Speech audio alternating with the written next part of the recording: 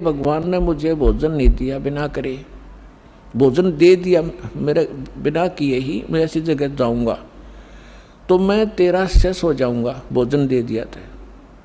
और नहीं भोजन दिया मुझे तो तुझे अपने खेतों में मजदूर लगाऊंगा, मंजूर है? परमात्मा बोले मंजूर है।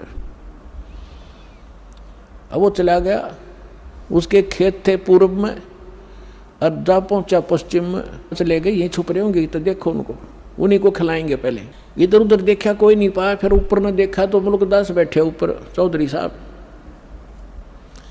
उन्होंने सोचा कि यही है, ऊपर छुप गया डरता। उन्होंने कहा डाकुओं ने कि आजा भाई नीचे आजा। अब उसने सोचा, जब तक उसने ध्यान नहीं था कि ये कौन है, वो तो क्यों आंख नीचे बैठा था, अगेन जान दे न कोई देख ना ले मुझे। तो उसने कहा कि ना आऊँ मैं नीचे नहीं आऊँ आज। तो उन्होंने देखा कि मारो इसको गोली, हरामजादा क्यों नहीं आता। तो उन्होंने देखा है तो भाई गोली बंदूक भी ले रहे हैं। तो बोला मारियो ना, मैं नीचे आ जाता हूँ। वो नीचे आ गया, एक पात्र में खीर निकाल कर करके ठंडी और कहा इसको खा। वो ने कहा मैं खीर कती नहीं खाऊं, क्योंकि प्रतिज्ञा कर कह रहा चेला बनना पड़ा चौधरी साहब ने। और उनका पक्की जचगी, किसी ने कुछ ना कुछ मिला रखा है निकम्मे ने, पक्का चोर है। वो खीर तो नाटे, वो धक्कत खुआ, उसका दो मारे जूत लात मारी अखा बैठ के।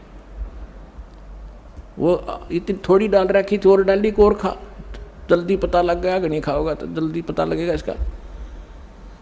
1 घंटे वहाँ बैठाए रखा, फिर उसने सारी कहानी बता दीजिए, मैं इसलिए नाटू था, मारो मत। हमारी एक संत के साथ प्रतिज्ञा थी, आज वो सफल हो, मैं हार गया। तो उन्होंने बोले बात जा तू जाते। अब उसका एक मारे जो उतर भाग लिया सीधा। अब वो जब उसके ऊपर आपत्ति आई कि तू डाकुआ का फंस गया, पक्का चेला बनूंगा। और जान तो बचानी थी परमात्मा ने, तो पक्की निश्चय कर लिया कि आज जान बच गई, जानते चरण छूंगा उस महापुरुष के। तो वहां से भाग गया, थोट पूरी सपेटते परमात्मा के चरणों में आकर पड़कर रोने लग गया। परमात्मा बोले सुना भाई, भगवान ने सेवा करी कुछ?